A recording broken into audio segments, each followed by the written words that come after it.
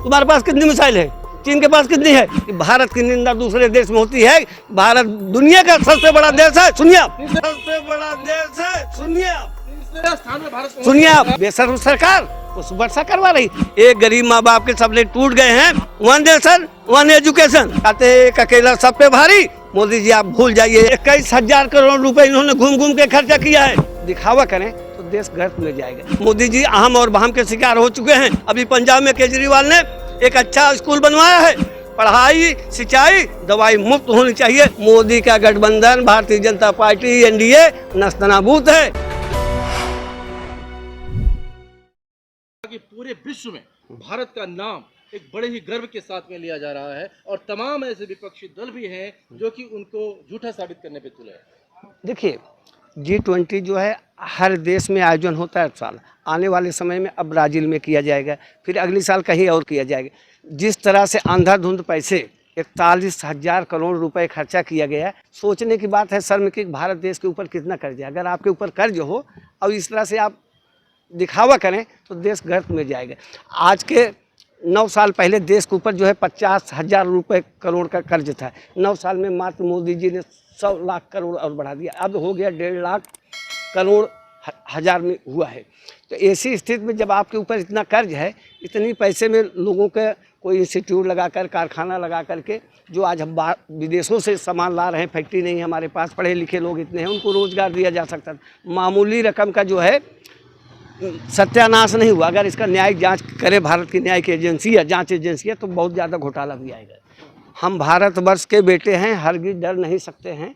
हमको मालूम है कि मरने के पहले मर नहीं सकते हैं। जो कायर हो करके दुश्मन के सामने सर झुकाता है, मर जाऊंगा लेकिन ऐसे लोगों को नमन कर नहीं सकते हैं। आप ये मान लेना दोस्त, अगर ये पौरुष महत्ती शाम के अधीन हो जाए तो रण में इन भुजाओं को तौलेगा कौन? चरण चुम्बन की भाषा अगर हम ही बोलने लगे, चरण चुम्बन की भाषा अगर हम ही बोलने लगे तो आग की भाषा बोलेगे क्या?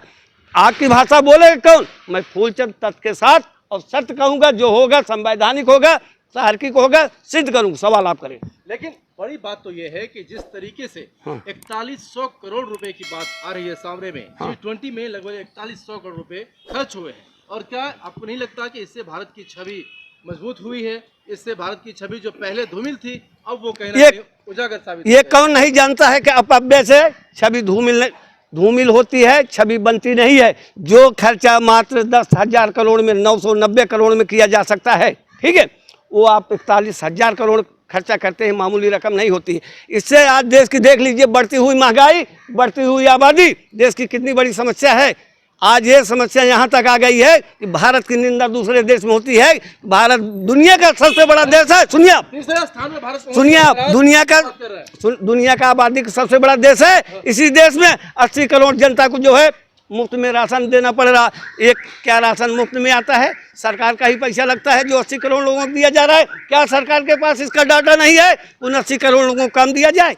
अगर यही पैसे पैबे के बजाय मिल कारखाने फैक्ट्रियाँ लगाई जाती तो लोगों को रोजगार नहीं मिलता। आप जश्न में डूबे हो। कल शाम को अनंतनाग कश्मीर में हमारे देश के मेजर कर्नल डीएसपी जो सेना के नायक होते हैं, सिरमौर होते हैं, जिनके बदौलत सेना चलती है, शहीद हो गए। और हमारे बेशर्म सरकार उस वर्षा करवा रही। ऐसे एक नहीं हजार उदाहरण देंगे। लोग शहीद हो रहे हैं, अपमानित हो रहे हैं, बेटियां अपमानित हो रही है, पहलवान अपमानित हो रहे हैं, किसान मर रहे हैं, लेकिन सरकार को टस से मस नहीं होता। ये पता नहीं चलता है देश चुनाव में है या मोदी जी चुनाव में है। मोदी जी चुनाव में है। 2024 का चुनाव नजदीक आ गया है। सभी लोग कह रहे हैं मोदी मोदी, फिर से आएगा मोदी। क्या करेंगे आप? देखिए, मोदी जी और भाजपा के लोग ये दोनों या तो अहम के शिकार हो गए हैं या बहम को शिकार हो गए। हमारे प्रधानमंत्री जी लाल किला के प्राचीर से बोलते हैं कि 2024 में मैं ही आऊँगा। मोदी जी को क्या इतनी जानकारी नहीं है? यह लोकतांत्रिक देश है, राजा रानी के पेट से नहीं पैदा होता है, जबरदस्ती जाकर के झंडा नहीं फहरा सकता है। जो बहुमत दल का नेता होता है, जिसके पास सांसद ज़्यादा होते हैं, वही प्रधानमंत्री बनता है, वही लाल किला के प्राचीर से हर 15 अगस्त को झंडा फहराता है। मोदी जी कहते हैं कि हम फहराएंगे। जो बहुमत दल का नेता होगा प्रधानमंत्री बनेगा। अगर ऐसा होता तो कर लेते। ये मोदी जी अहम और बहम के शिकार हो चुके हैं। आज मोदी जी कभी रेल मंत्री बन जाएंगे, कभी प्रचार मंत्री बन जाएंगे, कभी प्रधानमंत्री बन जाएंगे, कभी फकीर बन जाएंगे, कभी तपस्वी बन जाएंगे। देश की जनता प्रधानमंत्री चुनी है। अगर आपको तपस्वी बनने का शौक है, खजुराहो गुफाओं में तपस्या करें। तपस्वी की बात आप कर रहे हैं, लेकिन G20 में हमने जिस तरीके से मोदी को एक विरासत वाली लुक में देखा है, तो वो फकीर तो कहीं से लग नहीं रहे हैं। भाई साहब, 28 मई के नई संसद का उद्घाटन हुआ सिंगोल के दंडोत प्रमाण करके। जो राजतंत्र में होता है, लोकतंत्र में ऐसा नहीं होता है। मोदी ने जो किया है वो राजतंत्र की पहचान हुई। लोकतंत्र का अगर ये पालन करते, अनुपालन करते तो ऐसा नहीं होता। लोकतंत्र में राजा एक तरह से राजा कहा जाए, लेकिन ये राजा नहीं। देश के प्रधानमंत्री एक सामान्य स्थिति में लाल बहादुर भी शास्त्री हुए हैं, इंदिरा गांधी भी हुए हैं, और जीवित देवगौड़ा भी हुए हैं, चंद्रशेखर भी हुए हैं। सादगी में जीवन बिता करके ना भारत को बहुत ऊंचाइयों के आयाम तक पहुंचाया है। लेकिन क्या आपको लगता है कि क्या देश की जनता उनसे आहत है? क्या आपको लगता है कि जिस तरीके से ये भव्य आयोजन हुआ है उसमें कहीं ना कहीं गलतियां हो गई है? देश की जनता दुखी परेशान इस बात के है कि मोदी जी आप इतना पैबे कर रहे हैं। विदेशों में घूमने पे 21,000 करोड़ रुपए इन्होंने घूम घूम के खर्चा किया है। डाटा निकाल के देख लेना। 21,000 करोड़ रुपए मोदी जी ने 9 साल में दुनिया के 92 देशों की यात्रा की, 6 महाद्वीपों की यात्रा कर डाली। ये अपव्यय गया। भारत में इन्होंने काम करने का समय नहीं दिया। इनको कहा गया था कि आपको जो है बेरोजगारी कम करना है, महंगाई कम करना है, पेट्रोल डीजल पदार्थों का दाम कम करना है, तेल का दाम करना है, कम करना है, खाद्य पदार्थों का दाम कम करना है, शिक्षा पे जोर देना है। आज मोदी जी बता दें, कश्मीर से कन्याकुमारी तक कोई बड़ी अस्पताल का जो है उद्घाटन किए हो, 500 बेड का हो, उसमें लोग जाके इलाज करा रहे होंगे। आज भारतीय जनता पार्टी के लोग बीमार हो जाते हैं, कांग्रेस की बनाई हुई एम्स में इलाज कराने जाते हैं। आज भारत को शिक्षा की, स्वास्थ्य की बेहद ज़्यादा जरूरत है। हमारी सीमाएं मजबूत होना चाहिए। आए दिन पाकिस्तान से दुर्दांत आतंकवादी आकर के हमारे 20 सैनिक जवानों की हत्या करके चले जाते हैं। हमें दुख नहीं होता है? हर भारतवासी को दुख होता है जो देश में रहता है। हमने कैसा प्रधानमंत्री चुना है? कल कहते कि हमने सर्जिकल स्ट्राइक की। कल जब पुष्प वर्षा करा रहे थे मोदी जी, तो उन परिवार पे देखिए, डीएसपी के माँ बाप को देख लीजिए। बेचारा अकेले 3 भाइयों को जो है, 3 बहनों के बीच में एक भाई था पानीपत कराने वाला, वो शहीद हो गया। आज उसके घर कितना मातम है, देश के नाम पे मरा है। हम तो पुलिस श्रद्धांजलि उसको अर्पित करते हैं। भाई साहब, देश के जवान, हमें जहाँ भी पुलिस वाले जवान मिल जाते हैं, सच पूछा जाए यही देश के भक्त है। इनकी बदौलत ही आज हमारा राष्ट्र मजबूत हुआ है। हमारी तो देखो, चीन थर-थर कांपता है हिंदुस्तान से, भारत से। क्या यार, कल्पित बात करते हैं? चीन कांपेगा? तुम्हारे पास कितनी मिसाइल है? चीन के पास कितनी है? राडार और मोटार कितने हैं? रॉकेट लॉन्चर के डर के मारे नहीं आया भारत। देखो, उसके चीन के नज़र में होता है कि हम पड़ोसी राज्य की सीमाएं जो है कैप्चर कर लें। वो घुसपैठियों वाला काम करता है कि हम अपनी सीमाएं बढ़ा नहीं करती है कागज पे खींची लकीरों से। सीमाएं तो बढ़ जाती है ताकत और शमशीरों से। अगर आपको विस्तार करना है, आगे आपको बढ़ना है, तो आपको ताकत लानी पड़ेगी। आपको पता है कि चाइना ने ही अरुणाचल प्रदेश और भूटान की तरफ जो है अपनी जो है डंडा गाड़ करके लिख दिया कि चाइना के अधीन है। 2024 का चुनाव कुछ ही महीने बचे हुए हैं। हाँ। इस तरह से एनडीए और इंडिया के अंदर घमासान छिड़ा हुआ, किसकी सरकार बनने की क्या सोचते हैं? हम ये दावा के साथ कह सकते हैं, पूर्ण विश्वास के साथ कह सकते हैं, जनता में जो जमीनी लड़ाई, जमीनी परेशानी है, इस बार मोदी जी नहीं कहते एक अकेला सब पे भारी। मोदी जी आप भूल जाइए, आप दुनिया को, भारत के लोगों को धोखा देना छोड़ दीजिए। आप अकेले कतरा ही नहीं हो। उधर 26 दलों का गठबंधन इंडिया है, आपके पास 40 दलों का गठबंधन है। आप अकेले कहाँ हो? आप अकेले कहाँ हो? मोदी, ये शादी ब्याह का मामला नहीं कि मोदी नहीं कौन, ये शादी ब्याह का मामला नहीं कि मोदी फिर कौन। यहाँ पर जो है ना, ज्ञानी जैल सिंह राष्ट्रपति हुए, अनपढ़ थे, अंकटेक थे। जो बहुमत दल का नेता होगा वो होगा। ये जनता निर्धारित करेगी कौन होगा। ये आने वाले केजरीवाल जी को बना दिया जाए। केजरीवाल से बढ़िया कोई मुख्यमंत्री पूरे भारत में नहीं है। केजरीवाल के स्कूल की नकल आज भारत के कई राज्यों के मुख्यमंत्री करते हैं। केजरीवाल के अस्पताल की नकल भारत के कोई मुख्यमंत्री आप बता दीजिए जो केजरीवाल से बढ़िया किसी राज्य में अस्पताल बनवाया हो। केजरीवाल ये नहीं कहते हैं 1 नेशन 1 इलेक्शन, केजरीवाल कहते हैं 1 नेशन 1 एजुकेशन। ठीक है, केजरीवाल के काम ऐसे हैं कि उनकी गौरव गाथा, उनका परिणाम जो है विदेशों के लोग भी आकर के देखते हैं कि किस तरह से भव किया। अभी पंजाब में केजरीवाल ने एक अच्छा स्कूल बनवाया है, जिसमें भाई साहब सर अब 85,000 बच्चों का दाखिला हुआ है, 1 करोड़ आवेदन फार्म आए हैं। ऐसा स्कूल अभी कहीं नहीं। प्राइवेट स्कूल जो है बंद हो जाएंगे ऐसी कंडीशन में। लोग सोचते हैं कि हम अपने अच्छे गरीब से गरीब आदमी अपने बच्चों को अच्छे स्कूल में शिक्षा देना चाहता है और अपने बच्चों को अच्छे अस्पताल में इलाज कराना चाहिए था। देश में पढ़ाई, सिंचाई, दवाई मुफ्त होनी चाहिए।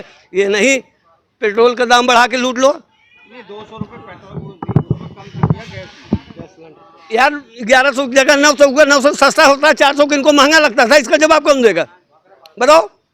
ये चुनाव से पहले क्यों किए? भाई साहब, जो जब से बीजेपी सरकार आई है ना, 31,000 सोने पे कीमत बढ़ गई है। एक गरीब माँ बाप के सपने टूट गए हैं। आप जो है उत्तर प्रदेश के घोसी विधानसभा चुनाव से एनडीए और इंडिया गठबंधन के आपस में घमासान होने में इंडिया जो है अपना जो है जीत हासिल की। इंडिया वाले जीते हैं।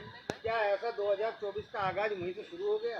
इंडिया के सुधाकर सिंह ने बता दिया, अखिलेश यादव ने बता दिया, गठबंधन ने बता दिया, मोदी जी आपका एनडीए अब इंडिया से कमजोर हो गया है।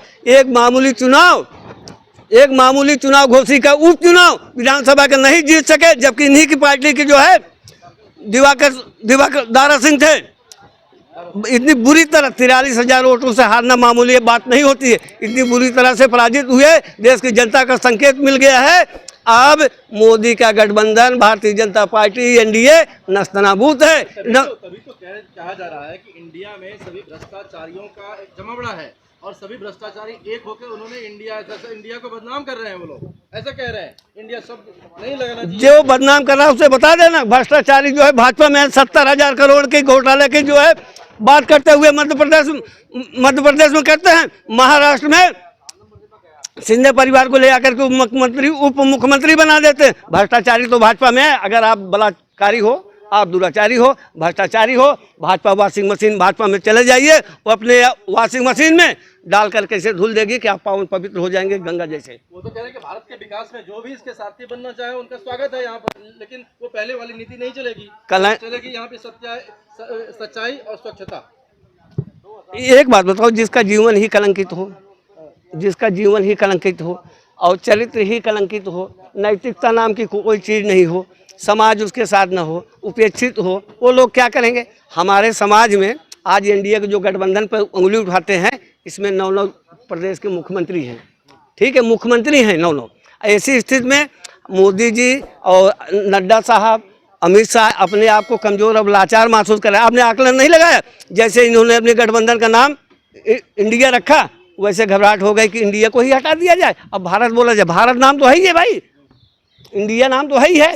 अगर इसको बदलने की कोशिश करेंगे तो विश्वास करें एक तीसरी नोटबंदी आ जाएगी। इसलिए रिजर्व बैंक ऑफ इंडिया, नोटों पर लिखा गया government of India, state bank of India, तो एक नोटबंदी करना पड़ेगा ना। तो एक नोटबंदी तो ये कह रहे हैं कि भाई ये लोग को डर किस बात का है? हमने सिर्फ भारत यहाँ पे लिखा था, भारत को हम मतलब पुरानी वाली जो सभ्यता उसको हम फिर से वापस ला रहे हैं। इनमें इनको डर किस? इंडिया दैट इज भारत, संविधान के कॉन्स्टिट्यूशन 1 में लिखा गया है। तो ये डर है, ये लोग नहीं है, डर तो ये लोग गए हैं। भारत दैट इज इंडिया, इसमें क्या दिक्कत है? तो वो एक बात, एक ही तब रह जाएगा ना। अगर इंडिया हटा देंगे तो भारत भी बचेगा, तब नहीं होगा। ये इसका अनुमोदन तो मुख्यमंत्री मुलायम सिंह यादव 2004 में ही किया था, लेकिन यही भारतीय जनता पार्टी वालों ने विरोध किया था।